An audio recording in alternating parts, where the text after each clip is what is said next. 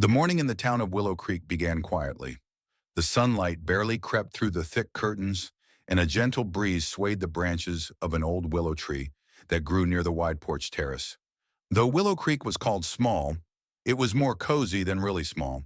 A few streets with neat houses, flower beds with bright flowers at the front door, and green lawns where children played in spring and summer. On the quiet outskirts of this town was the two-story house of the Bennett family. It became famous not so long ago. Only the most attentive neighbors noticed that in recent months, ambulances and guests who came and went with sad expressions often passed by. And there were rumors that Mr. Bennett's health, an elderly man in his 70s, had deteriorated. On this morning, Cassandra Bennett, his 35-year-old daughter, was preparing breakfast in the spacious kitchen. She had already served buttered toast, scrambled eggs, and a cup of strong coffee to herself before boiling water for the oatmeal her father was to eat. All her life, Cassandra had treated him with deep love, but now that love was mixed with daily chores and a sense of exhaustion. Mr. Bennett had once been an active history teacher at a local school, bowling with friends and gardening with a passion. But after a stroke, he was bedridden and needed constant help. When the porridge was cooked, Cassandra turned off the stove, put the pot on the side, and breathed a sigh of relief. She loved her father with all her heart, but caring for him took a lot of energy. I wonder when Sean will get here, she thought. Her younger brother, Sean Bennett, was a traveling salesman, spending most of his time traveling to different cities, selling merchandise to stores. Half an hour later, while Cassandra was slowly spoon-feeding her father, she heard the sound of a car pulling up in front of the house. She felt a brief flash of relief. It must be Sean, she thought. Maybe he's brought some groceries or is here to help. Footsteps sounded in the hallway, and Sean himself appeared on the threshold of the room, tall and muscular, with a slight, unshaven face. He was carrying a bag from the supermarket and looked a little nervous, as if he was in a hurry. "Hi, sis," Sean said, smiling hastily. "I brought the groceries like I promised." "How's Dad?" Cassandra answered, wiping Mr. Bennett's chin with a napkin. "Hi, Sean. Dad is, well, you see, he's doing just fine, except that he needs more rest. He's getting better, but very slowly." Sean looked sadly at his father, who was trying to smile, and glanced at the watch on his wrist. "Listen, I'll leave the package here in the kitchen. I'm sorry to leave so quickly, but I have a meeting at 12, and I have to go. I'll call you later, okay?" Cassandra nodded. "Okay. Thanks for the groceries." She didn't reproach her brother, but deep down she felt a new wave of disappointment. She would still have to take care of the daily chores. Although Sean loved his father, his job required him to travel frequently, and Cassandra took care of almost all the chores. When Sean left, the house fell silent as usual. Mr. Bennett tried to say something, but the words came out slurred. Cassandra realized that he was trying to be manly, not wanting to be a burden. "It's okay, Dad," she said gently, sitting down next to him on the edge of the bed. "We're going to get some rest, and then I'm going to do some arm exercises to help your circulation." The sun was shining pleasantly outside the window, and the garden was full of flowers, once a favorite place of Mr. Bennett's. Cassandra sighed as she remembered how he used to take care of the roses. But the daily routine of caring for a patient did not give her a chance to live her own life. So when the doorbell rang at the end of the day, and a neat and friendly woman from a home care agency appeared on the porch, Cassandra was not only happy but relieved. "Hello, I'm Tina Moore. I was told you were looking for help with your father's care," the woman said in a soft voice. Cassandra found Tina extremely polite. Her short hair was neatly combed, and she was holding a folder with documents, certificates, and references. It seemed that she was conscientious about her work. She shook Cassandra's hand politely, and a subtle warmth slipped through. "Come in," Cassandra invited. "I'm glad to see you." They went into the living room. Tina told them that she had several years of experience in caring for the elderly, knew how to give injections, do massages, and help with rehabilitation after a stroke. She said this with such confidence that a sincere smile gradually appeared on Cassandra's face. Perhaps she had finally found someone she could trust with at least some of her responsibilities. Tina politely visited Mr. Bennett's bedroom, who reacted with a friendly smile to her appearance. Even though he could not speak freely, she gently discussed the nuances of his diet, daily routine, and medications. Her attentiveness seemed perfect. "I'm very happy to help you," Tina said in parting. "I can start tomorrow if that's convenient for you." "Yes, of course, I'd appreciate that." Cassandra beamed with joy. "To be honest, I thought it would take me longer to find you. I'm glad you came at the right time." And so began a new chapter in the life of the Bennett family. It seemed that everything would be easier now. There would be time for work. After all, Cassandra was an accountant at a local firm, and at least a little personal space. The town of Willow Creek has always breathed peace, and few people could have guessed that very soon this house would be at the epicenter of a real horror. From the very first week of Tina's work in the Bennett household, life changed. At first, the changes were positive. Cassandra could sometimes go to the store or meet a friend for coffee, knowing that her father was in good hands. Tina cleaned Mr. Bennett's room every morning, washed the dishes, and monitored his medication regimen. At least that's how it looked. But soon enough, Cassandra began to notice disturbing details. One day she discovered that the medicine cabinet where she kept her pills and injections was locked with an extra lock. Previously, it was just a regular latch, because Cassandra trusted her neatness and never mixed up her medications. "Tina, what happened to the locker? Why is there a padlock?" Cassandra asked, obviously surprised. "Oh, I just thought it was safer," Tina smiled. "You never know. The wrong dose of medicine could hurt your father, or anyone could walk in off the street. It's for prevention." The argument seemed logical, but a small, disturbing thought arose in Cassandra's mind.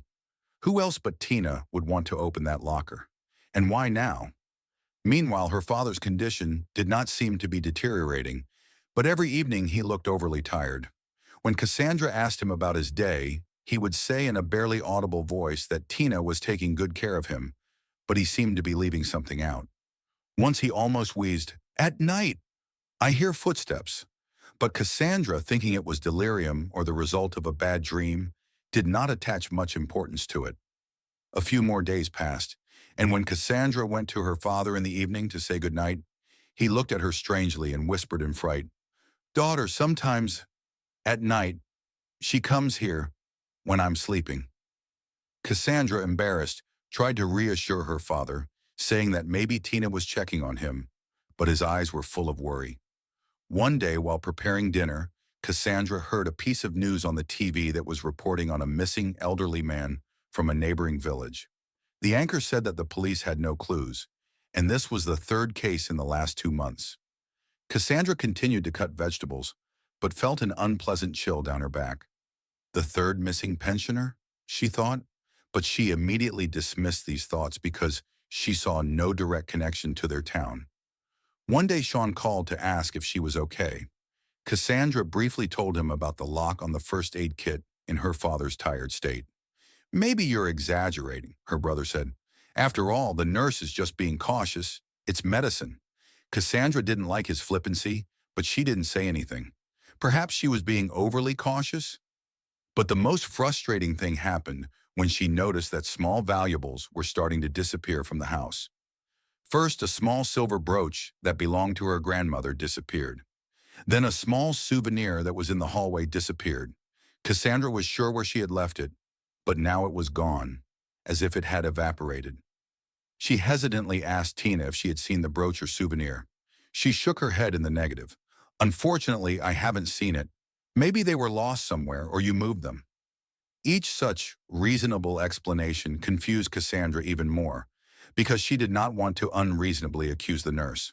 However, in the end, these little things formed a picture in her mind. Something seems to be going on in the house.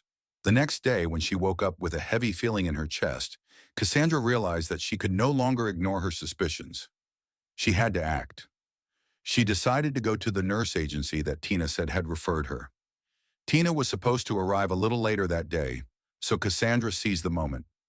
Quickly dressing and asking a neighbor she knew to look after her father for an hour, she headed to the office. The agency was located in a neighboring town in an administrative building. Cassandra went to the reception desk and explained that she wanted to check Tina Moore's license and references. The manager, with a sympathetic smile, asked her to give her a few minutes to find the data in the computer. However, the minutes turned into 10, then 15. The manager flipped through the records and asked her colleague, but still shook her head. I'm sorry, miss, but we don't have a Tina Moore on our employee or candidate list. Are you sure this is our agency?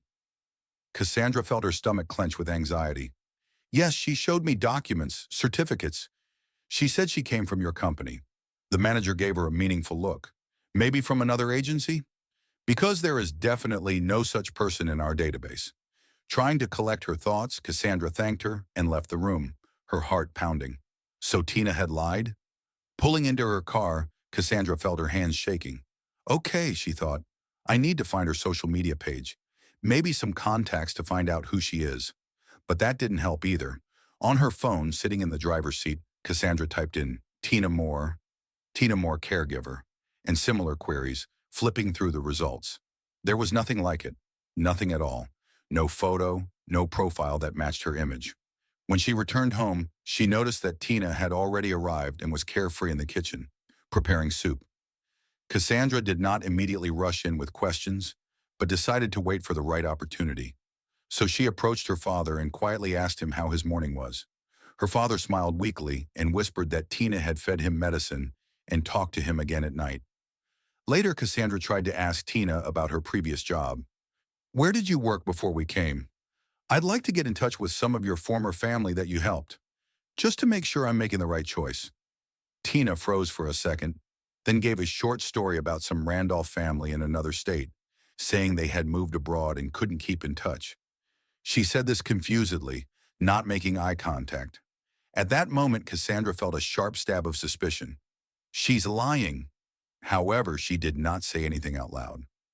A few days later, one afternoon, when Tina had to go shopping and left the house in a hurry, Cassandra decided to go to the guest room where the nurse lived. It was clean, but there was a black bag in the corner that Tina seemed to have accidentally forgotten to close. Even though Cassandra knew that it was impudent and unethical to go through personal belongings, she felt anxious. She cautiously looked inside the bag. At first, it was nothing special: a towel, a change of clothes, and a small makeup bag. Then she felt a folder with documents. The folder contained some certificates, photos, and some photocopies of passports. But the most frightening thing was an old medical certificate issued not to Tina Moore, but to a completely different woman's name. There was also a newspaper clipping about the disappearance of two elderly people. One old photo, apparently from a party, showed Tina standing behind a chair, and next to her was an elderly man from another city who had been reported missing in the news. Cassandra's mind went blank. What does this mean, she thought? Is Tina connected to the disappearances? Her heart was pounding as she quickly put everything back to avoid leaving any trace of the search. She felt the need to call her brother immediately, but when she picked up the phone, she found that Sean was not answering. So Cassandra texted him an urgent message. You need to see this. Tina is not who she says she is. Cassandra sat on the couch in her room, holding the phone in her hands and checking again and again to see if Sean had answered. Her fingers drummed nervously on the screen. She went over her options in her head. Should she call the police immediately, or should she try to kick Tina out of the house first? Yesterday, she would have dismissed it as a strange coincidence. But after finding the nurse in her room, there was no doubt. Tina is obviously a fraudster, and something terrible connects her to the disappearances. Meanwhile, the rain began to fall, and the sky outside the window was overcast with heavy clouds. As if to make matters worse, the weather forecast predicted a thunderstorm. Cassandra knew that the evening would be difficult, because in the event of a heavy rainfall or storm, communication and electricity could be lost. Suddenly, she heard footsteps coming from the hallway. Tina was coming back. She entered Mr. Bennett's room with another batch of pills. Cassandra saw her whisper something quickly to the old man out of the corner of her eye, and then she looked around stealing. It seemed that Tina was beginning to feel the clouds of suspicion gathering over her. During the day, Sean did not respond to her messages. Cassandra didn't want to make a fuss without him, but she knew that delay could be dangerous. Eventually, she gathered her courage and decided to arrange a video call with her brother via her smartphone. She quietly locked herself in the bathroom and dialed Sean. Sean? She whispered when he finally answered. I found some photos and newspaper clippings from Tina's place about missing pensioners. There's a license under an assumed name. She's not registered with any agency at all. Really? The surprise in my brother's voice quickly turned into panic. I thought you were exaggerating, but now. Yes, I had my doubts at first, but now it seems terribly real, Cassandra said insistently. I want you to come over tonight. We'll talk, and maybe we'll call the police right away. Okay, Sean replied. I have some unfinished business, but I'll try to get away as soon as I can. Be careful. Cassandra turned off the call and put the phone in her pocket, as if she was afraid that Tina would barge in and snatch it from her hands. She kept repeating to herself, hold out until Sean arrives, then we'll call the police right away. That evening, when the sun was already hiding behind the horizon, the storm predictions came true. It got cold, a strong wind blew, and lightning lit up the sky. A wave of rain rolled in with unprecedented speed. Lightning flashes flashed through the windows of the Bennett home, making the atmosphere even more unsettling. The living room was pitch black as the lights blinked several times. The power lines were obviously damaged or overloaded. Cassandra went to her father, checking to see if he was safe, comfortable, and not hurt. Though he didn't say much, her father was anxiously pointing at the door, making it clear that he was afraid of that woman. Don't worry, Daddy, Cassandra whispered, leaning into him.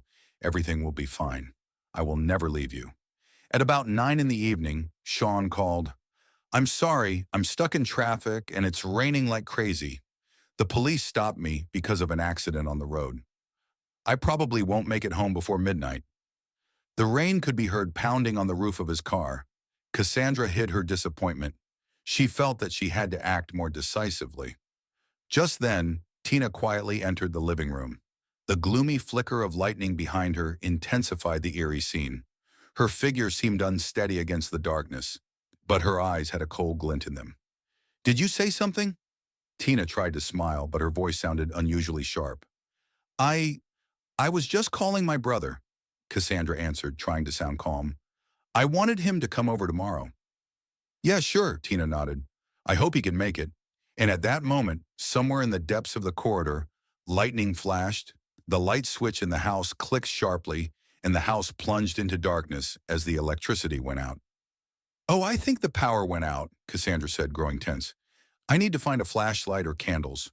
I'll take care of it, Tina said, and started to walk out of the living room. In those moments, Cassandra thought she could hear only her own heartbeat in the silence of the house. There was something ominous about the way Tina disappeared into the darkness. Cassandra decided to act. There must be some way to call the police, she thought, but the cell phone service was already unstable, and the landline was in the hallway. Gathering up her courage, she stood up from the rail beside her father's bed and moved into the hallway. She was holding a small flashlight that she always kept in a drawer. The spotlight was aiming to snatch parts of the walls and floor out of the darkness, forming long shadows. Her heart was almost jumping out of her chest. She walked past the door of the room where Tina lived and stopped listening. There was no sound, but suddenly she heard a soft creak behind her. Cassandra turned around and saw a figure in dark clothes in the lantern light. I guess you wanted to call the police, right? Came a voice close to Cassandra's ear. She almost screamed with fright when she saw that it was Tina, standing almost close to her. Tina was clutching what looked like a small syringe or ampoule in her hand, and her eyes were filled with cold determination and anger. What are you? Cassandra whispered, taking a step back. I know you know something, Tina replied, almost emotionlessly. You found my papers, didn't you? You betrayed my trust. Cassandra's voice trembled, fear building in her chest. Tina laughed hard, a kind of artificial laugh. Trust? Oh, I just wanted to help your old man. But you started digging around, checking. Now we have to decide what to do about it. Lightning illuminated the corridor again, casting eerie shadows on the walls. Cassandra gathered her strength. My father is not going anywhere with you if that's what you're planning. I know what you do to old people. She said this blindly, but she guessed. Tina's dilated pupils gave off a shock, as if to say, how can you know? Then she nodded coldly. So, you figured it out. I've worked in several states. Your father is many years old. It's hard for him. And when a person dies, you can sign away property. Or something. You have no idea how easy it is to manage that. You're disgusting, Cassandra hissed, feeling herself shaking with indignation. No offense intended, Tina smiled slightly. But it's too late. You're in the way now. She swung, trying to inject something from the syringe, Perhaps a drug or a lethal dose of medicine? Cassandra jumped back. Her flashlight fell to the floor and rolled somewhere under the table, turning off. The corridor was once again pitch black, broken only by occasional flashes of lightning. "Dad!" Cassandra screamed, rushing into her father's room to stop Tina from doing any harm. Tina, like a shadow, appeared like lightning, grabbed Cassandra by the hair and yanked her back. Cassandra screamed in pain. Grabbing at anything she could find, she grabbed an old metal candlestick and tried to hit Tina with it. She jumped away, missing the blow. "You think I can't handle you?" Tina laughed like a vulture chasing its prey. Cassandra glanced at her father's room. The door was half open, and Mr. Bennett must have heard the noise. "We have to save him," the thought pounded in her head. She decided to play the psychology card. "I've already called the police," Cassandra lied. "They're on their way." Tina just shrugged her shoulders. "Really? The connection is bad enough here, and even worse in a storm like this. Maybe she did, maybe she didn't. But I have time to finish this quickly." Suddenly, a faint moan came from Mr. Bennett's room, as if he was trying to call his daughter. Lightning struck both women's figures, Tina's contorted face and Cassandra's frightened eyes. "Get out!"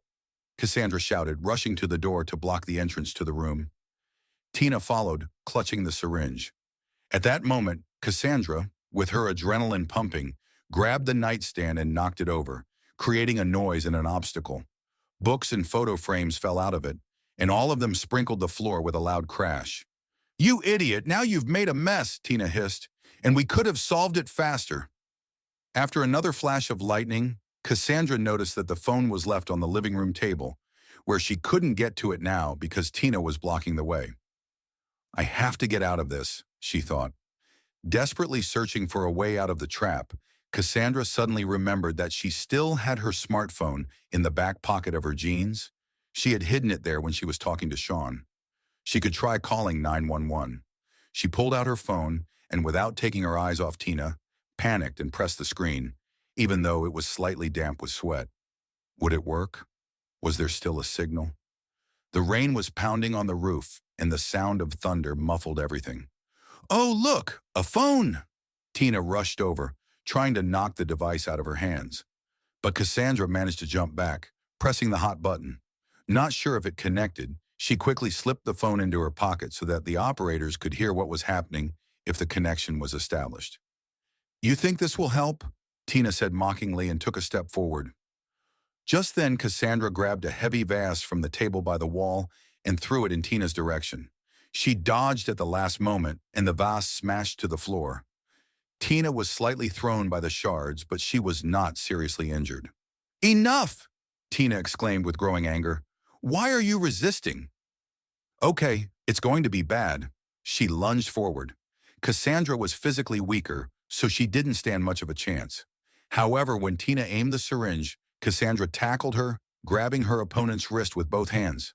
A desperate struggle ensued. During this time, Mr. Bennett heard the noise and moaned in his room. The sound of his father's suffering gave Cassandra strength. "You're not going to hurt my dad," she screamed, trying to twist Tina's arm away. "Calm down or it'll only get worse," Tina said through gritted teeth. In the darkness, their silhouettes moved rapidly, like shadows in lightning. The syringe was near Cassandra's shoulder, and she pulled it away, trying to make sure that not a single drop of liquid got on her or her father. Her arms were numb from the intense tension, and her mind was in chaos. Meanwhile, in the hallway, something seemed to give way. Perhaps a door. Cassandra didn't know if it was the storm raging, or if Sean had finally broken in, or if it was the police. But there was hope. "On the floor! Police!" a man's voice suddenly shouted. Tina froze for a moment. At that moment, Cassandra took the opportunity to push her away with all her strength, snatching the syringe from her hands. Tina jumped back and ran into the wall, too stunned by the sudden appearance of strangers. Two policemen burst into the house, wet from the rain with their guns drawn. One of them immediately rushed to Tina, while the other ran to Cassandra, helping her. "Are you okay?" the policeman asked, looking at the frightened woman. After catching her breath, Cassandra just nodded and pointed to her father's room. "My dad, he's in there." While one officer was checking on Mr. Bennett, another was already handcuffing Tina, who was struggling but clearly shocked. "Get your hands off me," she screamed, trying to get away. "You don't understand. They... Shut up," the policeman said sharply. "You'll explain everything at the station." For Cassandra, this sounded like salvation music. She was so excited and relieved that she could barely stand on her feet. As the police were taking Tina out of the house, she managed to glare at Cassandra, as if to blame her for everything that had happened. Mr. Bennett was fortunately alive, though shocked from the screaming and struggling. An ambulance soon arrived to check on him. One of the detectives remained in the hallway, asking Cassandra what had happened. Sighing heavily, she told him about the sudden attack, the syringe, and the suspicion that Tina had killed or kidnapped elderly people before. "We've already had reports of a fraudster posing as a nurse," the detective explained, "and several disappearances in neighboring counties may be connected to this. You really did save not only your father, but possibly others as well." "Wow," Cassandra gasped. She was choking on tears. The fear had already gone. Now shock and relief were bursting out. That was the end of the climactic battle. Tina was arrested while she was trying to stab or inject an elderly man to death. Amid loud claps of thunder and flashing lightning, the whole truth about the murderous caregiver came out, although there was still a lot of investigative work to be done. Although the police had already arrested Tina at the scene of the crime, the atmosphere in the house remained tense for a long time. It was raining like crazy, the lights were still out, and the wiring was regularly down during these storms. The whole house was plunged into twilight, interrupted from time to time by the flashing of flashlights and police lights. On the floor of the corridor were scattered fragments of a vase and sheets of paper that had fallen out of Tina's bag. Two patrol officers were helping Cassandra to her feet after the fight, while Mr. Bennett was being immobilized by paramedics. His trembling hands showed the immense fright he had just experienced. "It's going to be okay, Dad," Cassandra kept repeating as she stood next to the stretcher on which the paramedics were carefully transferring him. "I'm right here." Despite the whirlwind of emotions, Cassandra tried to focus. She explained to the doctor that her father had suffered a stroke a few months ago, told him what medications he was taking, and that Tina had probably slipped him something extra. The mere realization of this possibility made her break out in a cold sweat. Tina, handcuffed, was now sitting on the floor under the supervision of a patrol officer. Her expression changed from angry to almost indifferent, coldly observant. Somewhere in the depths of her eyes there was an incomprehensible mixture of rage and resignation, as if she was ready to accept the consequences. However, several times she still tried to argue that it was not what it looks like, and that she only wanted to help. The officer did not pay attention to her excuses. "My name is Detective Anderson," introduced himself a man in a strict trench coat who approached Cassandra when the storm had subsided. He seemed to be the senior officer to whom the patrol officers present reported. "Can you tell me what happened? We need to record everything from the beginning." Cassandra's voice trembled as she told them about the hired nurse who had come on her own, claiming to be from an agency, about all the strange incidents, the locked medicine cabinet, the disappearance of small things, night footsteps in her father's room, about the suspicion that no one had sent her, and about the latest incident with a syringe and threats. The conversation was accompanied by rare flashes of lightning from outside the window, giving the scene an even more gloomy and mystical atmosphere. "Have you previously informed the police about the suspiciousness of this person?" the detective asked, writing something down in his notebook. "I hoped that my brother would help me figure it out first." Cassandra hesitated. "I didn't want to make a scandal without direct evidence." "I see," Anderson nodded. "It looks like you were very brave this time. We'll check her for involvement in some unsolved cases, including the disappearance of the elderly in neighboring counties." Meanwhile, one of the officers examining Tina's room brought out the same bag of belongings. He approached the detective and whispered something. What Cassandra had seen before, newspaper clippings, another passport with a name that did not match Tina Moore, and even several photos with different seniors at different times. The detective whistled. "So it's not the first time she's taken care of such people. She probably has a few deaths on her conscience." Cassandra listened to these words with a pang of horror. She realized that if things had happened a little differently, her father could have become the next victim. registered as a person who just died of old age or after a stroke. Of course, Tina would have received the money, stolen the valuables, and disappeared. Realizing all of this, Cassandra felt a weakness pervade her body. One of the paramedics hugged her, offering her a sedative. She refused, however, because she wanted to remain sane and in control of the situation. Sean never arrived during the storm, but later, when the road was cleared, he drove up to the house. When he saw the police in an ambulance, he jumped out of the car with huge eyes. "Oh my God, Cassandra, are you okay? What happened?" Tina was arrested, she explained, rushing to her brother with relief. She, oh my God, Sean, she tried to kill Dad. Sean almost fell over with shock when he heard this. He hugged his sister, looking back at the police officers who were leading the criminal away in handcuffs. Somewhere behind the scenes, sirens were wailing and walkie-talkies were heard. Tina, passing by, spoke angrily in a whisper. "You'll regret it." But the patrolman abruptly pulled her arm, forcing her to shut up. "I'm already sorry I ever let you come here," Cassandra whispered, looking at the policeman as he walked her to the police car. Finally, the storm subsided a bit, and the house was back in the light. It was as if the universe itself had decided that the disaster was over. A week has passed since that night. Willow Creek was once again under the gentle rays of the sun, and only rare passers-by still remembered the strange sirens and noise in the Bennett home.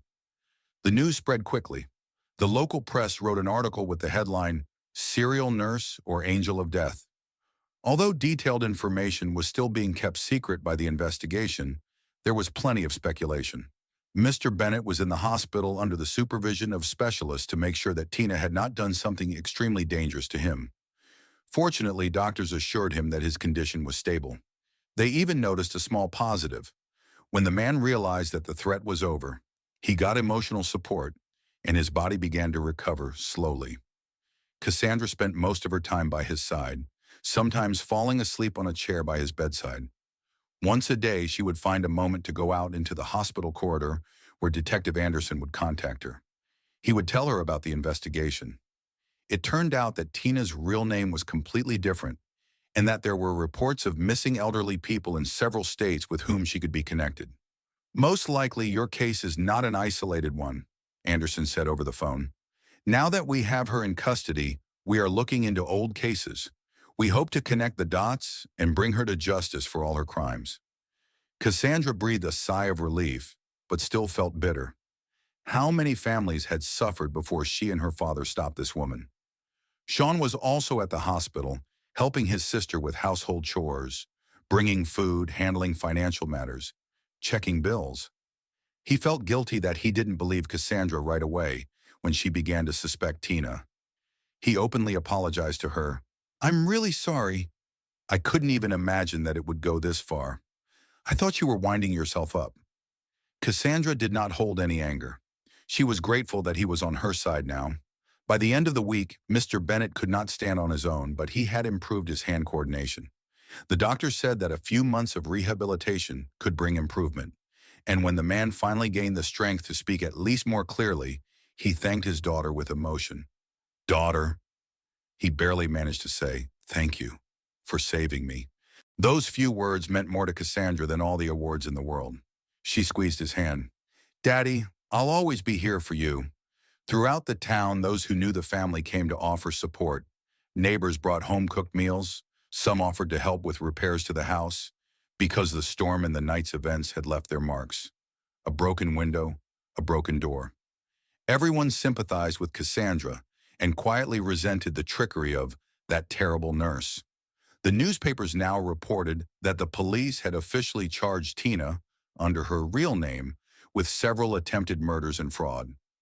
A high-profile court hearing was expected to address the remaining disappearances, and it is suspected that some of them ended fatally.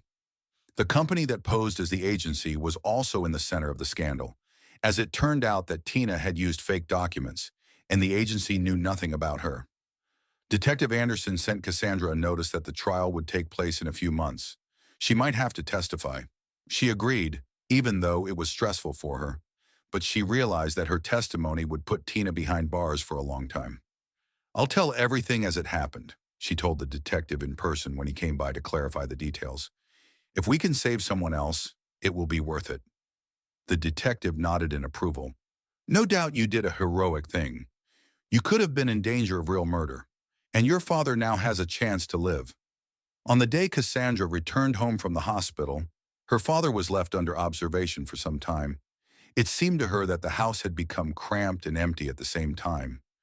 Memories of the nighttime storm, the fight in the hallway, the eerie glint in Tina's eyes, all of it permeated the space. She walked quietly through the rooms as if checking for anything dangerous. She cleaned up the vase shards, looked for things Tina had stolen or hidden. Some were never found. A small silver brooch remained missing. But that was okay, Cassandra thought. It was nothing. The most important thing was that her father was alive and the criminal was in custody. She lit a candle on the windowsill, a symbol of gratitude and hope. An old piano stood in the next room. Mr. Bennett, when he was still healthy, sometimes strummed simple tunes for his friend's grandchildren. Now there was only silence, broken by the faint sound of the wind. However, Cassandra looked through the window where the sun was beginning to rise. It was slowly dispersing the twilight, as if to remind her that every night, no matter how terrible, passes, and a new day always comes. She pulled out her phone and texted her brother. "Sean, Dad is feeling better. He'll be transferred home soon. And I'm fine. At least I try to think so. Thank you for your support. I love you." Sean replied quickly, "I love you too, sis. Let's do everything we can to make Dad better. We can do this together."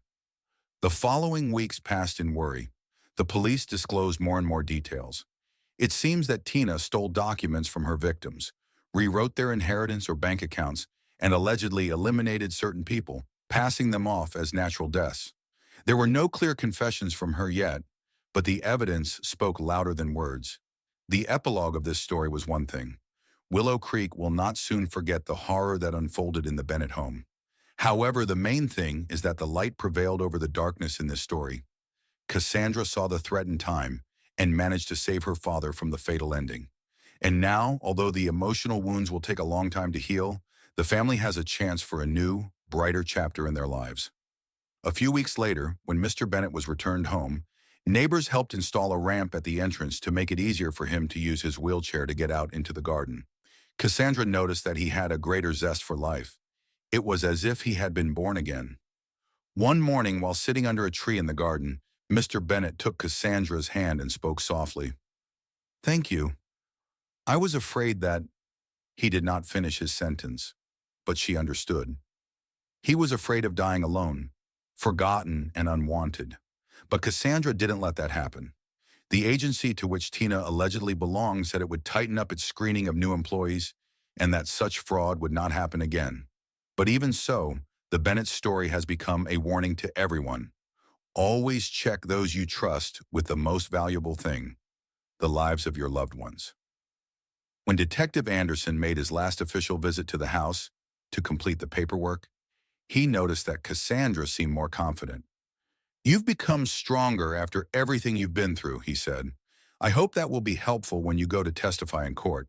"I'll tell it like it was," Cassandra nodded, looking him in the eye. "My testimony is what will prevent her from ever hurting anyone again." And so the story ends. The Bennett household no longer has the fear of a murderous guardian, but the scars and the memory of how thin the line between trust and mortal threat is. The family has come together to overcome the consequences, and it seems that Cassandra and her father now have a mutual strength. They are learning to move on with their lives because after a nightmare, there is always a dawn. Several months have passed since the terrifying nightmare took place in the Bennett home. Since then, Mr. Bennett has been discharged from the hospital, now in a wheelchair, and emotionally better, enjoying each new day. In the town of Willow Creek, life was slowly returning to normal, but the shadow of the past events still hung in the air, especially for those who worked on the case of the mysterious caregiver. Although Cassandra tried to return to her routine work as an accountant, she still received calls from Detective Anderson every now and then to update her on the progress of the investigation. It turned out that there might have been more victims of the criminal than originally thought. She, Tina, or rather a person with several other fake names, had mastered this scheme several years ago. She knew how to quickly gain the trust of older people, how to lull their vigilance, and then, at the right time, take away real estate documents or gain access to bank accounts. The trial of the criminal was scheduled for early fall. Journalists began to collect scandalous headlines around the case, such as Secret Angel of Death, how a nurse profited from pensioners. It was a sensation for the small town of Willow Creek, accustomed to peace and quiet. When the court hearing began, Cassandra was terrified because she had to testify. However, she realized that without her story, true justice might not be served. It was difficult to understand the criminal's motives. Perhaps she was motivated by a thirst for profit, or perhaps by a hidden hatred of the elderly, which was shaped by her own difficult childhood or personal tragedies. However, the trial required facts, and there were enough facts. The first day of the trial began with the prosecutor presenting a number of pieces of evidence to the jury. The defendant's fake names in different states, testimony from eyewitnesses who recalled her various roles, from caregiver to nurse, medical records that unequivocally indicated that the patients she allegedly cared for soon mysteriously died or disappeared. Records from bank accounts where the owners abruptly changed or powers of attorney were signed in the name of this Tina. She sat in the dock with a completely detached expression. Her hair was neatly tied up in a bun. Her eyes were directed to the floor. It seemed that emotions were not inherent in her. When it came time for Cassandra to testify, she felt her heart jumping in her throat. However, standing in front of the jury, she remembered the whole night, the storm, the fear for her father, and realized that she had to tell the truth, no matter how painful it was. I hired her because I believed she was a professional nurse from an agency, Cassandra began. She showed me fake IDs, was friendly, and I relaxed. Her voice trailed off for a moment, and she sucked in a breath. But then small valuables began to disappear, and the medication became suspiciously controlled by her alone. My father complained that he heard footsteps at night, and eventually I found papers proving that she was impersonating someone else. But what I was most afraid of was the moment I realized that she was willing to harm my father to hide her lie. The jury listened attentively, and the prosecutor asked leading questions to clarify the details of the night's incident. As Cassandra recalled the fight, the syringe, the broken lights, and the lightning, the room was tense. At the end of her speech, Cassandra looked directly at the dock. Tina sat there with a stone face. Perhaps she lacked remorse or did not know how to show it. The defense tried to portray the defendant as falsely accused, arguing that there was no direct evidence that she had killed or brought the elderly to their deaths, and emphasized that there were no fatalities with Mr. Bennett. However, this argument seemed weak. There was too much evidence and testimony, too many mysterious coincidences in different states. The media went into a frenzy with reports coming out every day. The secret network of death, how one woman defrauded vulnerable seniors. People from all over the world wrote on social media that they were afraid to trust caregivers anymore. Some called for stricter rules for inspections. After several weeks of hearings, the court announced its decision. The defendant was found guilty of attempted murder of Mr. Bennett, fraud, forgery, and a list of other crimes in other counties. Although some of the disappearance cases remained unsolved, the sentence was still quite severe. For Cassandra and Sean, it was a relief, and at the same time a painful confirmation that yes, all this really happened. From now on, this woman will spend many years behind bars, deprived of the opportunity to injure families and destroy the lives of the elderly again. On the day the verdict was announced, Cassandra sat in the courtroom next to her brother. When the judge read out the final ruling, Tina occasionally glanced at them, but without any emotion. Perhaps deep down, she realized that she had lost her dangerous game. Then the Bennetts returned home, without the police, cameras, and crowds of reporters. The living room was silent. Mr. Bennett sat in his wheelchair. Sean parked the car in the driveway and brought in a few boxes of groceries, and Cassandra made the green tea her father used to enjoy. "It's over, Daddy," she said gently. "You're safe now." Her father whispered softly with tears in his eyes. "Thank you, daughter, for fighting for me." Cassandra clung to his arm. but they both had to get used to the fact that life would be different. No one would break into their home under the disguise of a good helper and try to destroy the family from within. While this trial was going on, a number of changes took place in Willow Creek and in the entire county. People began to pay more attention to who they hired to take care of their elderly or sick loved ones. The local government initiated the Verified Care Program, which involved the creation of an official registry of certified caregivers with verified documents. Agencies had to revise their rules for screening candidates. Journalists repeatedly wanted to interview Cassandra, but she politely refused, not wanting to turn the tragedy into another media story. It was important for her to focus on her father's rehabilitation. She still felt afraid when she saw people in white coats automatically checking their IDs. This was a consequence of the trauma, and it might not go away for a long time. Sean, having reconsidered his lifestyle, decided to stay in Willow Creek for at least 6 months, to find a local job so as not to leave his sister alone with her father. He rented a small apartment nearby so he could be there when she needed him. This experience brought them closer together, even though they had felt a little distant before.